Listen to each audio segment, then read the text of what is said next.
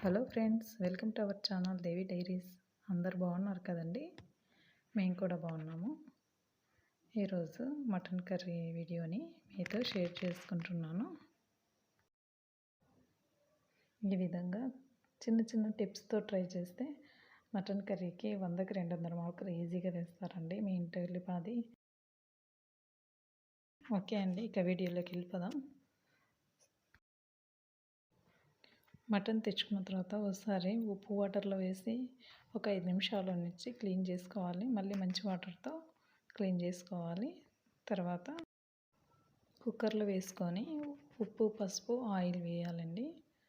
తర్వాత ధనియాల పొడి, కారం పొడి, అల్లం వెల్లుల్లి పేస్ట్ అన్నీ ఒకటేసారి వేసి ఆ ఊరిన వాటర్ అన్నీ ఇంకిపోయే వరకు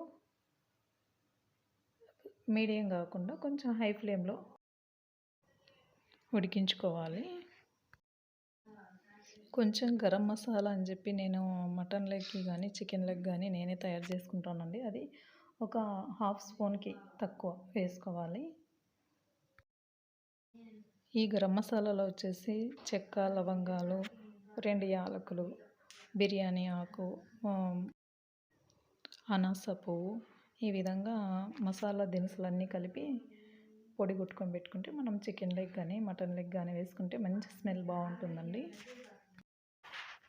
ఈ విధంగా వీడియోలో చూపించినట్లు నీరు అంతా అయిపోయే వరకు ఉడికించుకోవాలి. ఈ విధంగా వీడియోలో కింద అడుగున మాడుతున్నట్లుంది చూడండి, పూర్తిగా మాడకుండా ఆ కలర్లో వచ్చే వరకు మాత్రమే పెట్టి అది కొంచెం అట్లా గీకి తెగిన వస్తుంటుందండి. అట్లా గీకుతూ మటన్ని కలిపెట్టుకోవాలి. అది అంతా ఆ ముక్కలకి పట్టాలన్నమాట. ఆ ముక్కలకి పట్టడంతో సిల్కీగా కనిపిస్తుంది, ఆయిలీగా బాగా సిల్కీగా కర్రీ అనేది. అప్పుడు చాలా టేస్టీగా వస్తుందన్నమాట.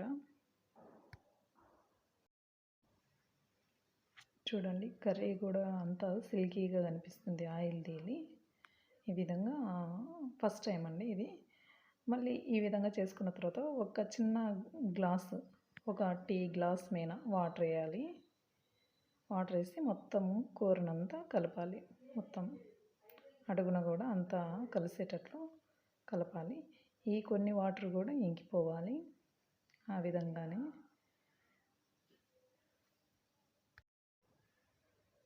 చూడండి కర్రీ ఎంత కలర్ఫుల్గా కనిపిస్తుందో. ఈ విధంగా కర్రీని చూస్తేనే ఆ కూర అనేది టేస్ట్ ఉండేది లేనిది చెప్పచ్చు అనమాట. కొంచెం అనుభవం ఉన్న వాళ్ళు చెప్తారనమాట కూరను చూసి టేస్ట్ బాగుండేది లేనిది అనేది. మనకే తెలిసిపోతుంది చూడండి, ఇలా కూర చాలా బాగుంది అని చెప్పేది. ఆ కర్రీ ఆ కన్సిస్టెన్సీ ఆ విధంగా వస్తే, ఆ కలర్ కానీ ఆ విధంగా సిల్కీగా కూర బాగున్నట్లండి. ఇదొక్కటి గుర్తుపెట్టుకోవాలి మనము.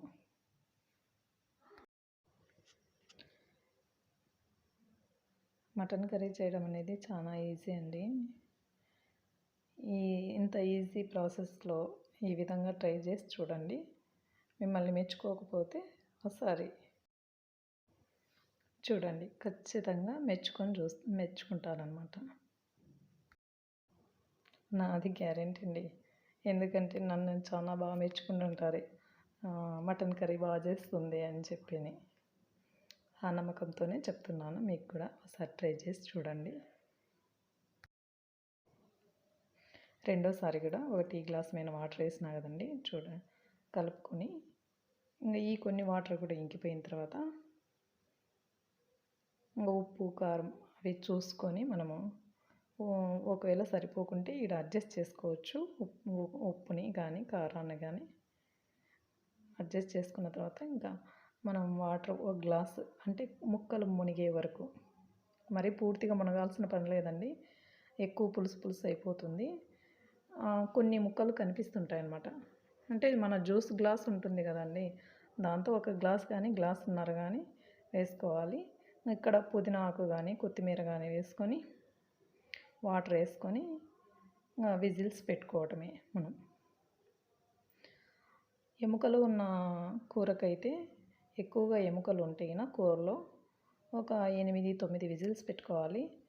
లేదు అంతా ముక్కలే బాగుంది అని చెప్పే పాటైతే ఒక 5, 6 విజిల్స్ చాలండి. ఇంకా ఆ మాత్రం పెట్టేసుకుంటే మంచిగా బాయిల్ అవుతుంది ముక్కలు అనేది.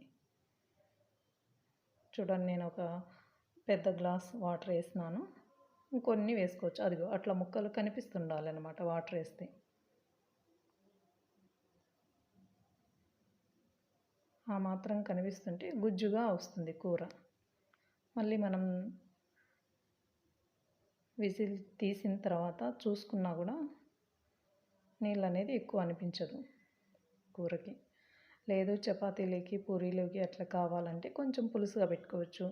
అన్నంలోకి, సంగట్లోకి అట్లా పెట్టుకోవాలనుకుంటే కొంచెంగా కొన్ని వాటర్ తగ్గించుకొని పెట్టుకోవచ్చు.